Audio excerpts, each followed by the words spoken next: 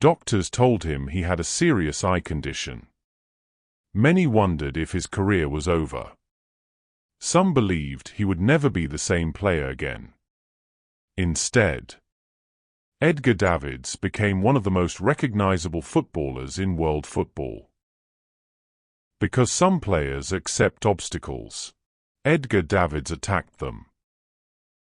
Football remembers the goggles, but football should remember the mentality. Because Edgar Davids never allowed anything to stop him.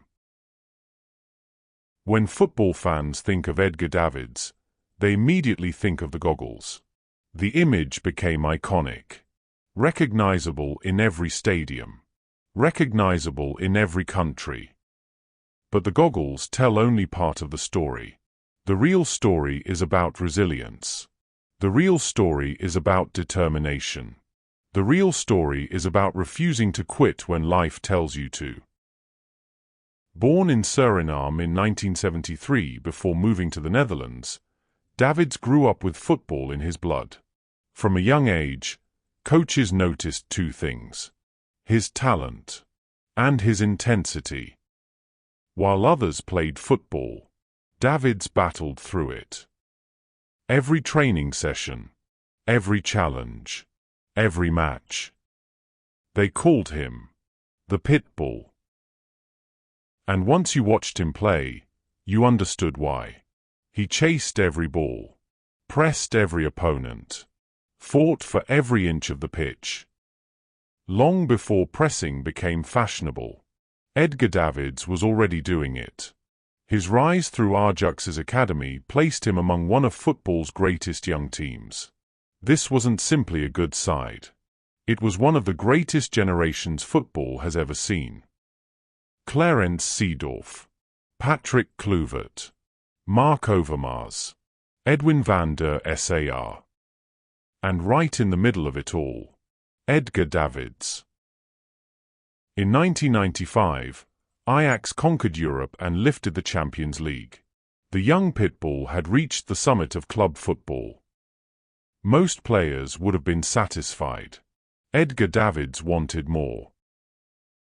Then came Italy, the toughest league in the world, the home of tactical football, the home of elite defending. Many players struggled there. Davids thrived. Italian football was built on control, built on discipline, built on organization.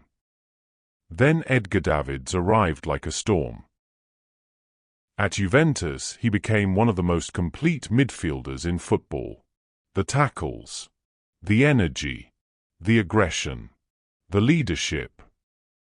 He could win the ball, carry the ball, create chances, score goals. Few midfielders could do everything. Edgar Davids could. Then came the greatest challenge of his career. Doctors diagnosed him with glaucoma, a serious eye condition. For many players, it would have been the end. For some, it would have destroyed their confidence. Questions quickly followed. Could he still play? Could he still compete? Would he ever be the same again? Most players would have seen the diagnosis as the ending. Edgar Davids saw another challenge. Instead of giving up, he adapted. He wore protective sports goggles, something football had rarely seen before. People noticed immediately. Some doubted him. Some questioned him. Edgar Davids answered the questions the only way he knew how: by performing. The goggles became a symbol, not of weakness, not of limitation. A symbol of resilience. One of the most remarkable chapters of his career came at Barcelona. The club was struggling. Confidence was low. Results were inconsistent. Davids arrived on loan. Everything changed. Barcelona surged up the table. The team found balance. The team found belief.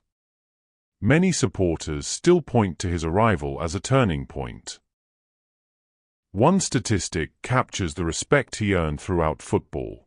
He played for Ajax, Juventus, Barcelona, Inter Milan, and Tottenham Hotspur. Some of the biggest clubs in world football. Everywhere he went, he left his mark. One of Davids' most famous beliefs was simple: when I step onto the pitch, I want to win every duel. And that perfectly describes his career. Every duel, every challenge, every battle. He wanted to win them all. Football has produced more elegant midfielders. Football has produced more creative midfielders. But football has rarely produced a competitor quite like Edgar Davids. Years later, fans still remember the goggles, the tackles, the energy, the intensity. But his real legacy is something much bigger. Every time life put an obstacle in front of him, he found a way through it. Every time someone doubted him, he answered on the pitch. Edgar Davids didn't become great because life was easy. He became great because he refused to stop. And that is why Edgar Davids will always remain a true footballing icon. Not because of the goggles. Not because of the trophies.